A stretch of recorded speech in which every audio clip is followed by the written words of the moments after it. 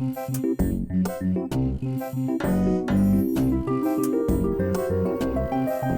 semuanya, perkenalkan saya Naura Nurfika, mahasiswi dari program studi D3 Kebidanan Universitas Singa Berbangsa Karawang.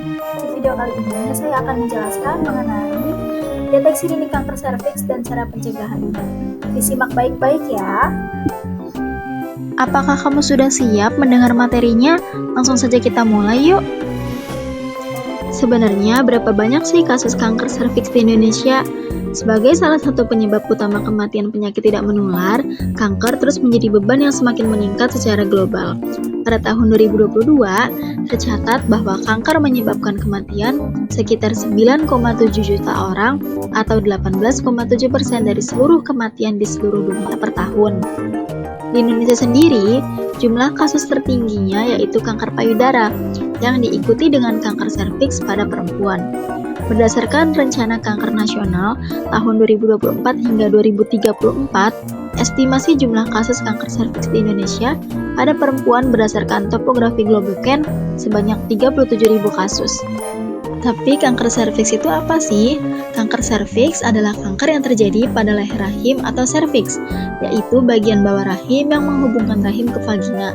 Seperti yang ada di gambar ya teman-teman, kanker serviks merupakan tumor ganas yang disebabkan oleh pertumbuhan sel-sel epitel serviks yang tidak terkendali. Kanker serviks merupakan gangguan pertumbuhan sel yang tidak terkendali atau abnormal pada leher rahim atau serviks uteri. Saat ini kanker serviks menempati peringkat kanker kedua terbanyak di Indonesia setelah kanker payudara. Berikut ini faktor-faktor yang bisa menyebabkan atau beresiko terkena kanker serviks. Yang pertama yaitu ada human papillomavirus atau virus HPV yang menyebabkan kanker serviks.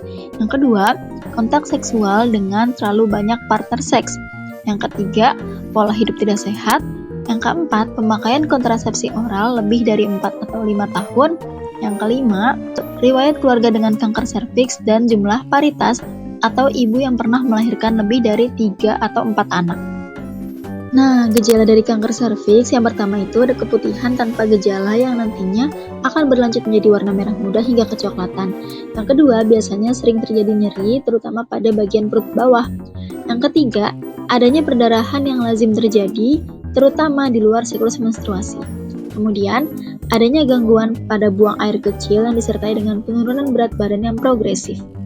Kalau kasusnya sebanyak itu, gimana kita bisa mencegahnya? Kita bisa cegah dengan vaksin HPV.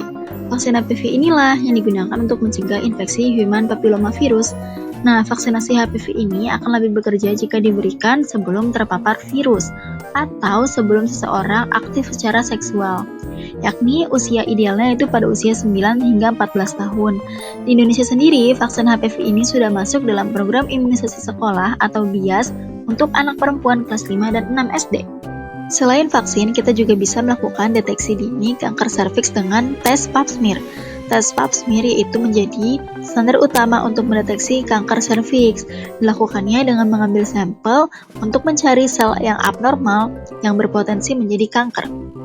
Alternatif deteksi dini dari pap smear yaitu kita bisa melakukan IVA test. IVA test yaitu inspeksi visual dengan asam asetat, yakni pemeriksaan screening kanker serviks yang lebih murah, praktis, dan sangat mudah untuk dilakukan karena dapat dilakukan oleh tenaga kesehatan seperti bidan dan perawat. Itu dia teman-teman penjelasan video kali ini. Gimana? Udah paham belum? Kalau udah paham, ayo cegah kanker serviks dengan vaksinasi HPV, menjaga pola hidup sehat, dan rutin melakukan deteksi dini dengan pemeriksaan IVA test ataupun pap smear.